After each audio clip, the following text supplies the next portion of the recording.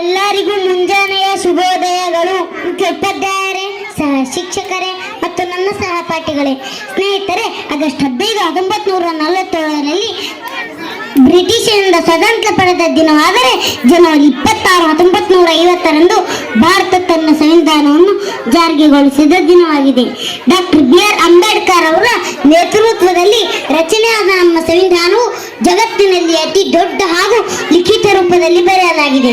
ಈ ದಿನಕ್ಕೆ ಅಷ್ಟೊಂದು ಮಹತ್ವ ಏಕೆಂದರೆ ಭಾರತದಲ್ಲಿ ಸಂವಿಧಾನ ಜಾರಿಗೆ ಬಂದ ಕಾರಣದಿಂದಲೇ ದೇಶದ ಪ್ರತಿಯೊಬ್ಬ ಪ್ರಜೆಗೂ ತನಗೆ ಬೇಕಾದ ಮೂಲಭೂತ ಹಕ್ಕುಗಳು ಸಿಕ್ಕಿತು.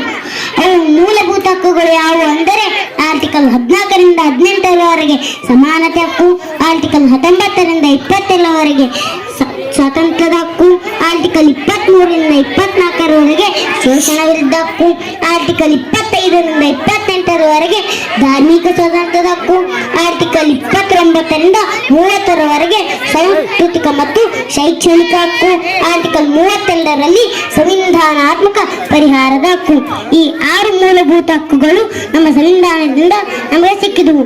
ನಮ್ಮ ಸಂವಿಧಾನವು ರಷ್ಯಾ, ಬ್ರಿಟನ್, ಅಮೆರಿಕ, ಕೆನಡಾ ಇನ್ನು ಅನೇಕ ದೇಶಗಳಿಂದ ಪ್ರಮುಖ ಅಂಶಗಳನ್ನು ಅಳವಡಿಸಿಕೊಂಡಿದೆ.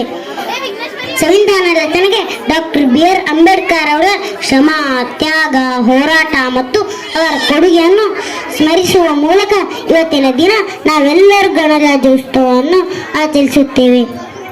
ಸ್ನೇಹಿತರೆ, ವಿದ್ಯಾರ್ಥಿಗಳಾದ ನಾವು ಜಾತಿ, ಧರ್ಮ ಭೇದವಿಲ್ಲದೆ ನಾವೆಲ್ಲರೂ ಒಂದೇ ಎಂಬ ಭಾವನೆಯನ್ನು ಬೆಳೆಸಿಕೊಳ್ಳಬೇಕು. ನಮ್ಮ ದೇಶದ ಪ್ರಗತಿ ಮತ್ತು ರಕ್ಷಣೆ ನಮ್ಮೆಲ್ಲರ ಜವಾಬ್ದಾರಿಯಾಗಿದೆ.